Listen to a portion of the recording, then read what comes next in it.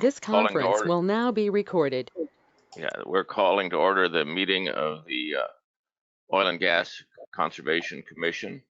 I would like to establish a quorum. Roll call, Frank Thorwald.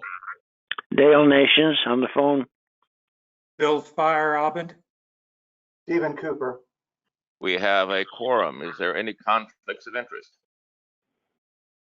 Hearing none, let's move on to item 2, discussion and consideration on the minutes from our last meeting. Does anybody have any changes to those minutes? Hearing none, do we have a motion for approval of the minutes of September 25th, 2020? I move we approve the minutes for that September meeting. I second that motion. All in favor, say aye. Aye. Aye. Aye. Any opposed? The motion carries. The minutes are approved. Item 3, Rare Earth Exploration LLC 12-1 state and 28-1 state. Marta, would you fill us in on this? Absolutely, Frank. Just a little update since the last meeting. So in the last meeting, it was also on the agenda and it was brought up for vote for forfeiture of the bond for these 2 wells because the operator, Mr. Haycraft for Rare Earth Exploration, had failed to plug the wells by the deadline, and then he failed to communicate with us upon multiple requests. Since that date on November 6th, he did reach out to myself and requested some consideration that he do the work himself. And upon him reaching out, we requested for some additional documentation from him, first and foremost being the corrected plug and abandonment application for the 28-1, which he had been notified several times since back in the July meeting that it was incomplete. Additionally, we asked for some additional documentation regarding the timeline in which he would expect to do the work if we did consider the option for him to do the work himself. He has failed to send me any of that documentation since, but we have been in communication this week. I gave him until the end of business day on Wednesday of this week to get me those documents. He sent me an email saying he would not be able to do that on Wednesday, but asked that we still take this into consideration. I told him to try to get me the documents as soon as possible. I have not heard back since then. I did ask him to attend today's meeting if he wanted to speak on the matter. Since he has failed to bring the send us the documents for review, I'm not really sure what we would consider unless he is here to speak on the matter. Are you here? Mr. Haycraft?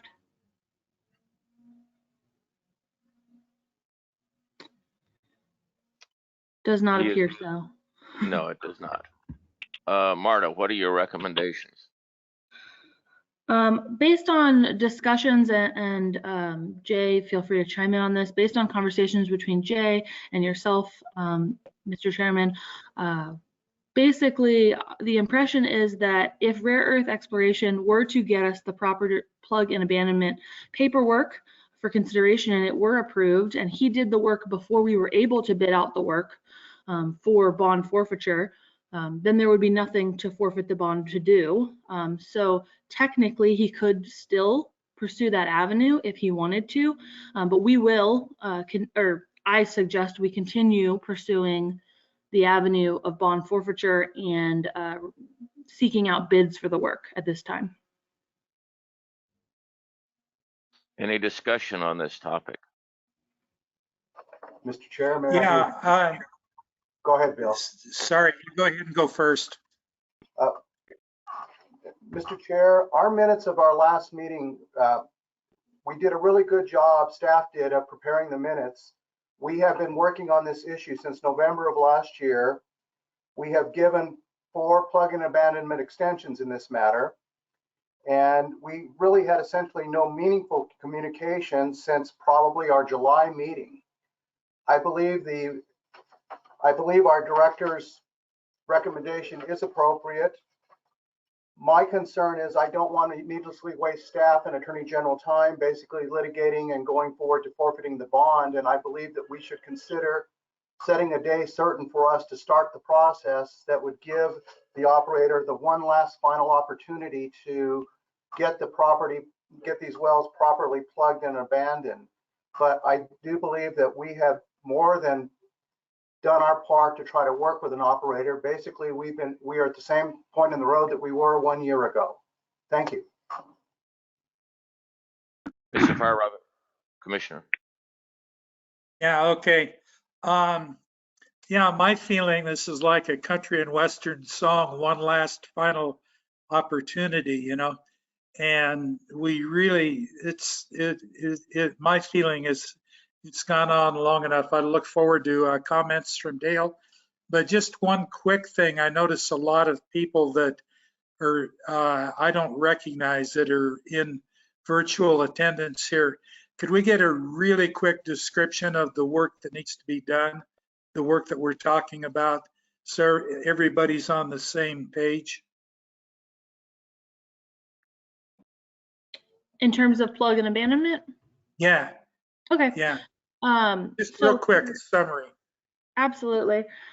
For proper plug and abandonment, we would have a drilling consultant come out and properly cement back the well. This would cement over any freshwater zones, as well as cement to surface on the well. You'd be cutting off any perforations if they do exist in either of the wells, which I believe only one of them has. In this situation, preventing any future migration of anything within that well bore. Additionally, the well locations would be marked properly with a 4-foot stake for any future development in the area.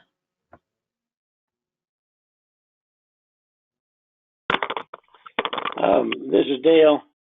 I think we've given him plenty of time on this, and his lack of response, I think, indicates that we may as well just go ahead and order the plug and abandonment of the rare earth exploration 12-1 and 28-1. Thank you, Commissioner Nations. This is Frank Thorwald, the chairman. I keep forgetting that we need to mention our names over this, but we've given him a lot of time, more than enough. I would think we should go ahead and proceed with the, as we have, we've already started the process and just continue that process. Certainly, it's less money for the state if he does it, but he's not doing it, so we need to get it done. I think we should just continue as we're doing right now, as we ruled in the last meeting. Would everybody concur with that? I do, yes. This is Bill, I do. Mr. Chair, the order, as you are well aware, was to order the plug and abandonment of rare earth 12-1 and state and 28-1 and the forfeiture of the bond at the last meeting. I believe that we could, and I would leave it to legal counsel to tell us, but we could basically have the minutes reflect that we've decided not to reconsider our prior order from the last meeting.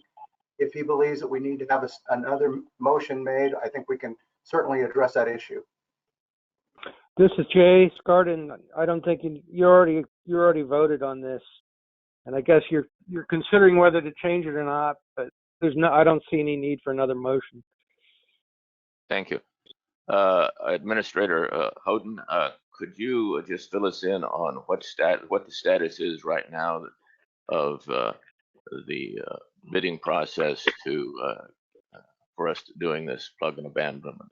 Absolutely.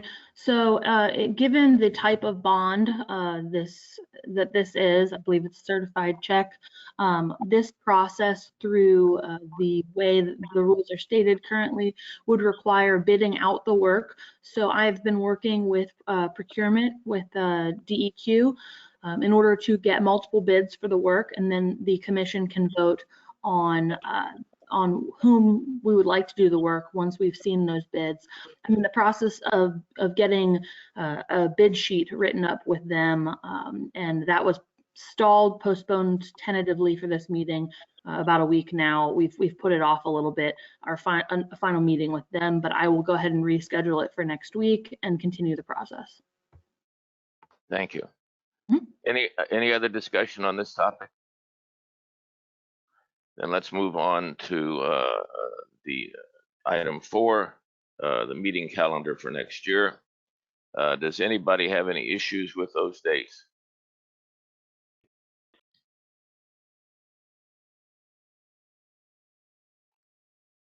Do I hear a motion then to approve those dates for our meeting calendar for next year? This is Bill. I move we approve the dates for next year's meeting calendar. This is Do I hear Stephen. a second? Motion. I apologize, Mr. Chairman. All in favor, say aye. Aye, this is Dale. Aye. Bill, Aye. aye. Any opposed? The meeting calendar is approved for next year. Going on to item 5, report by the Oil and Gas Administrator. Marta, would you?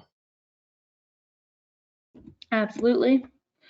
All right, first bullet in terms of permit activity. Since our last meeting on September 25th, we did receive one permit to drill application that has been approved.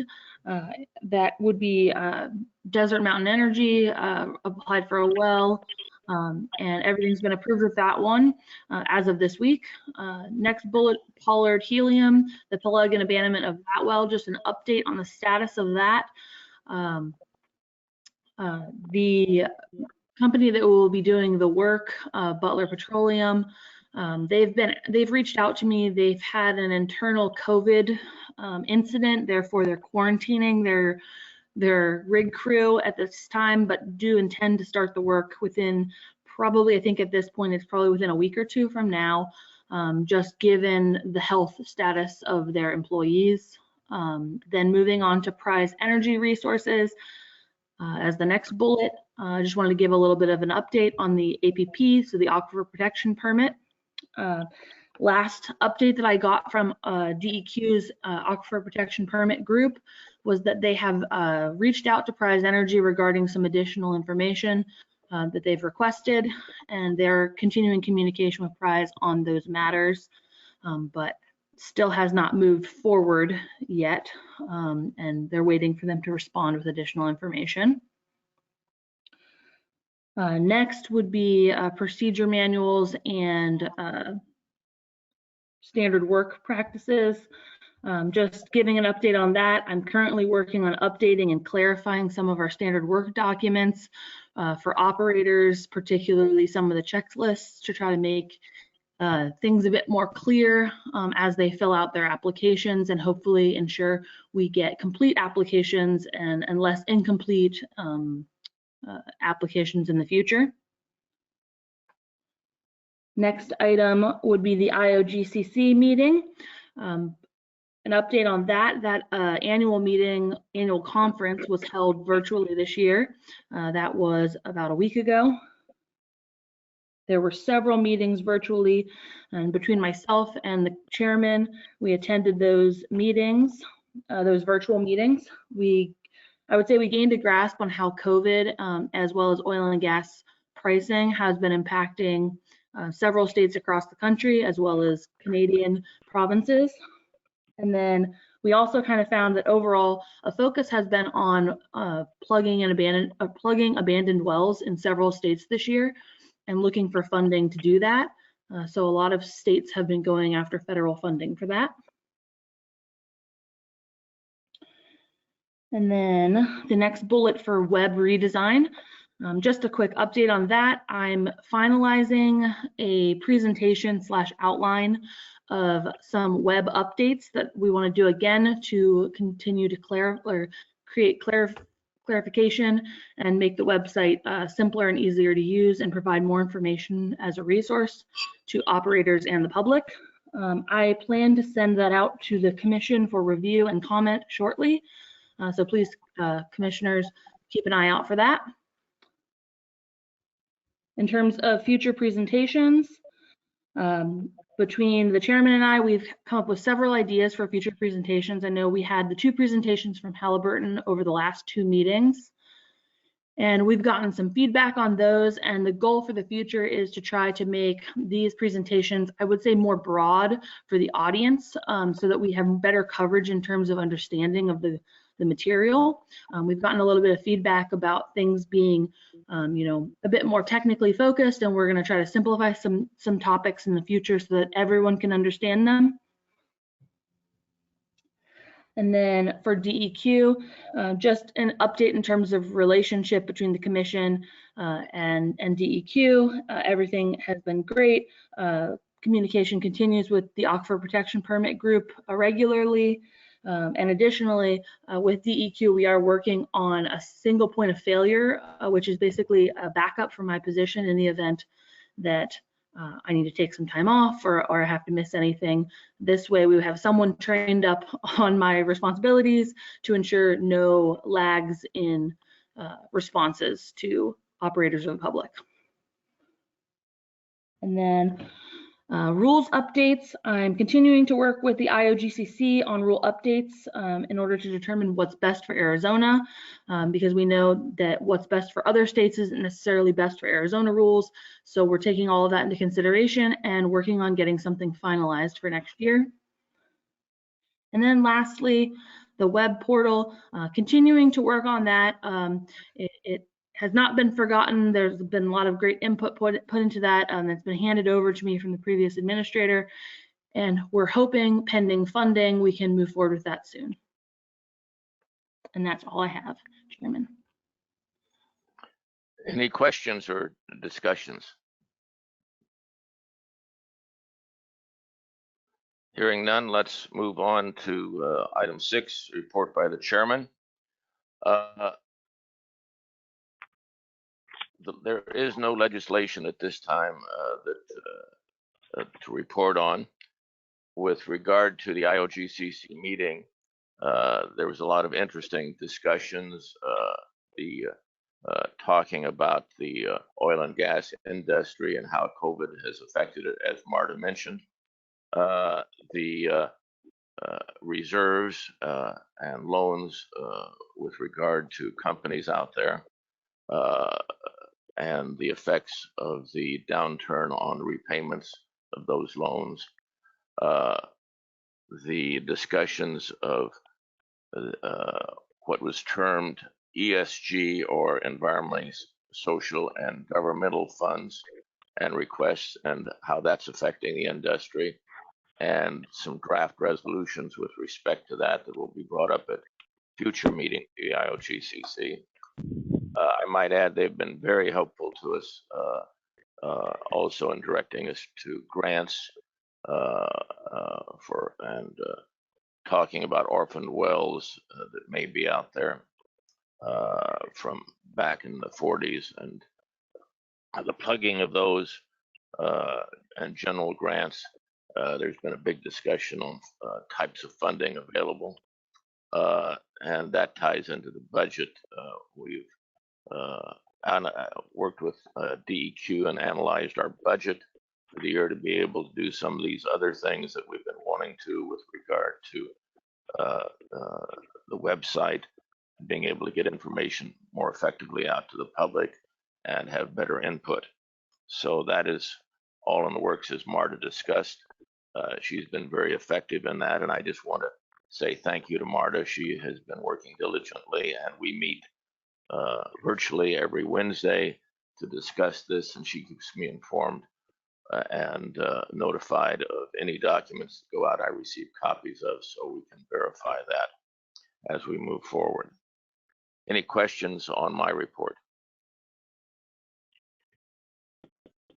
Hearing none, let's move on to item 8, review and consideration of future meeting agendas.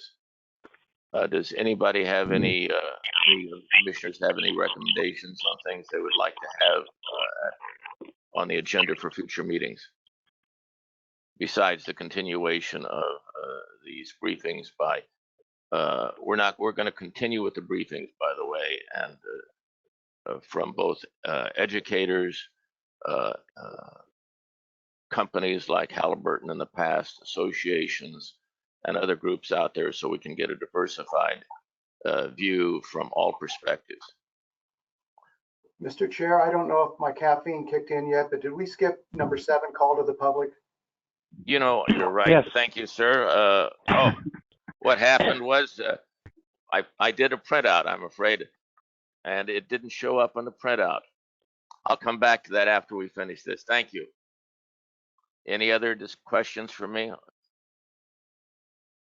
Okay, hearing none, let me go back to item 7, call to the public. Is there anybody that would like to make comments to the commission?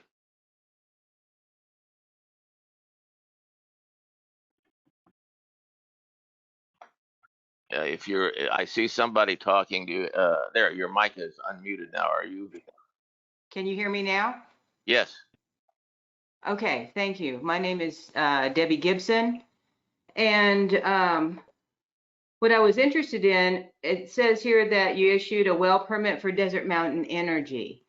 It's not on your website yet of that permit or where it's to be drilled. Do you know why, or have you just not had enough time to get it up there yet?